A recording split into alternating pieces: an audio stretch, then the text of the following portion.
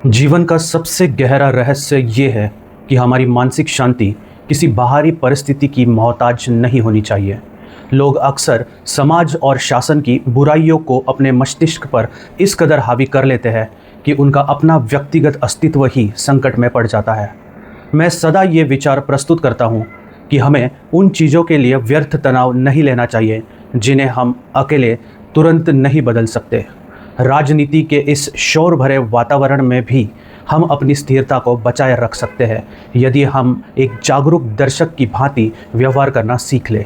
यह संसार केवल एक रंगमंच है जहां हर कोई अपना निर्धारित अभिनय कर रहा है और हमें इस नाटक का हिस्सा बनते हुए भी इससे अछूता रहना है।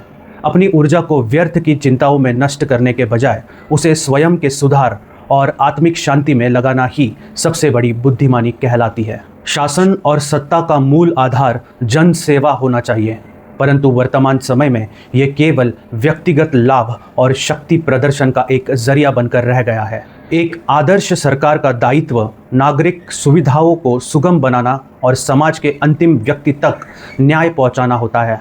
हम देख सकते हैं कि जो कार्य पूरी निष्ठा के साथ होने चाहिए थे उनमें अक्सर भ्रष्टाचार और राजनीतिक स्वार्थ की मिलावट दिखाई देती है। जब मूलभूत आवश्यकताएं जैसे स्वास्थ्य और शिक्षा केवल चुनावी घोषणा पत्रों तक सीमित रह जाती है तो साधारण नागरिक का विश्वास व्यवस्था से डगमगाने लगता है। राजनीति की ये विफलता हमारे तनाव का कारण नहीं बननी चाहिए, क्योंकि संसार का इतिहास ऐसी उथल पुथल से भरा पड़ा है। हमें ये समझना होगा कि व्यवस्था की कमियों को पहचानना तो आवश्यक है, पर उनके कारण अपनी रातों की नींद खराब करना किसी भी समस्या का समाधान नहीं हो सकता है।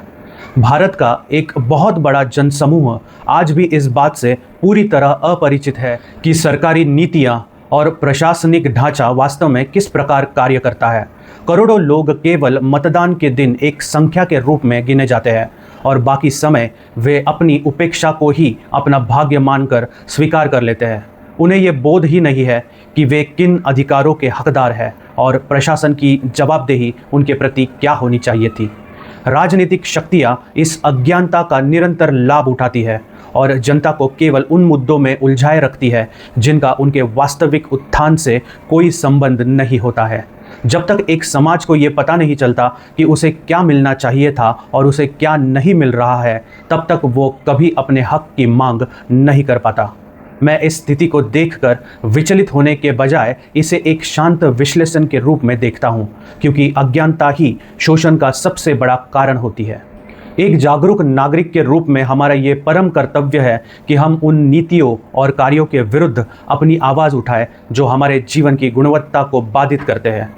जब हम प्रशासनिक ढिलाई या भ्रष्टाचार को देखकर मौन धारण कर लेते हैं तो हम अनजाने में उस गलत तंत्र को और अधिक बढ़ावा देने का काम कर रहे होते हैं। आवाज़ उठाने का अर्थ शोर मचाना या उग्र होना नहीं है, बल्कि सही मंच पर अपनी तर्क संगत बात को दृढ़ता के साथ रखना है। सरकारी तंत्र को उसकी संवैधानिक जिम्मेदारियों का निरंतर एहसास दिलाना किसी दल का काम नहीं, बल्कि प्रत्येक सजग व्यक्ति का व्यक्तिगत उत्तरदायित्व है।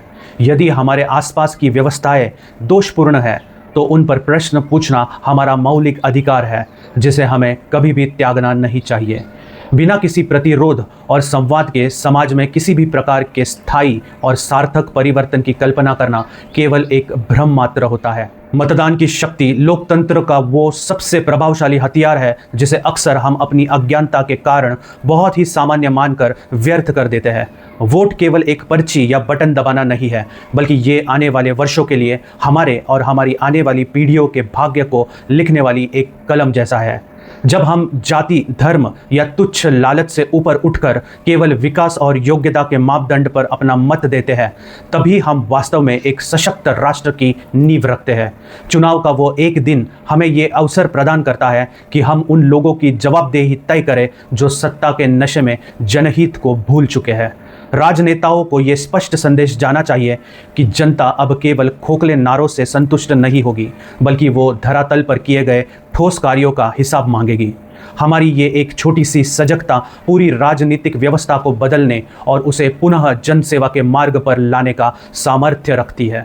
वर्तमान समय में सरकारी कार्य प्रणाली में पारदर्शिता का अभाव और उत्तरदायित्व से बचने की प्रवृत्ति एक बहुत बड़ी प्रशासनिक समस्या बन चुकी है।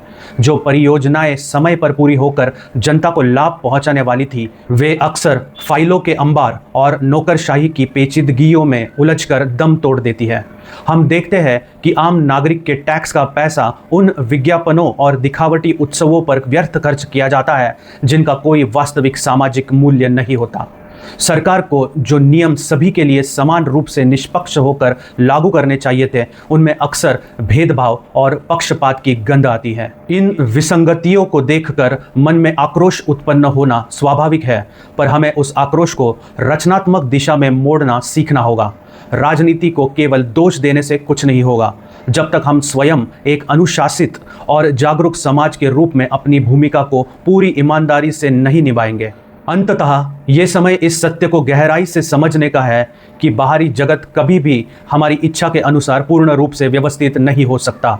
राजनीति की बुराइयां और सरकार की अक्षमताएं एक ऐसा कड़वा सच है जिन्हें हमें स्वीकार करते हुए भी अपने मानसिक सुकून को बचाए रखना है। हमें एक साक्षी की भांति इन गतिविधियों का अवलोकन करना चाहिए और अपनी ऊर्जा को उन रचनात्मक कार्यों में लगाना चाहिए जो हमारे प्रत्यक्ष नियंत्रण में है। दूसरों को उनके अधिकारों के प्रति शिक्षित करना एक महान कार्य है, पर इसे अपने मन की शांति की कीमत पर कभी नहीं करना चाहिए। जीवन की सार्थकता सदा प्रसन्न रहने और हर परिस्थिति में अपना मानसिक संतुलन बनाए रखने में ही निहित होती है।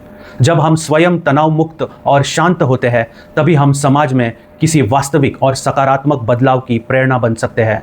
अपनी आंतरिक स्वतंत्रता को सुरक्षित रखना ही वास्तव में एक जागृत और समझदार मनुष्य होने का सबसे बड़ा और अंतिम प्रमाण है। मिगांत।